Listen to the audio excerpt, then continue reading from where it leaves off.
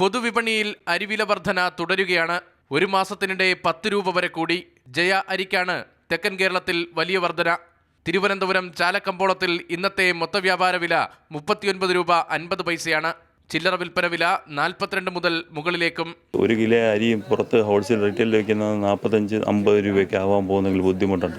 അത് ആന്ധ്രയിലെ അരിയില്ല എന്നാണ് പറയുന്നത് കൂട്ടുന്നത്.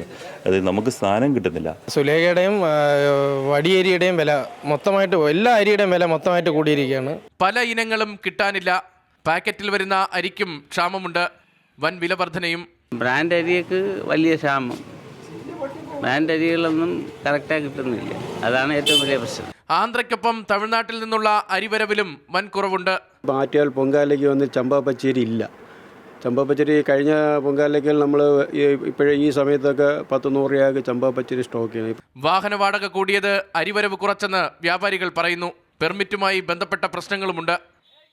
മാതൃഭൂമി ന്യൂസ്, തിരുവനന്തപുരം.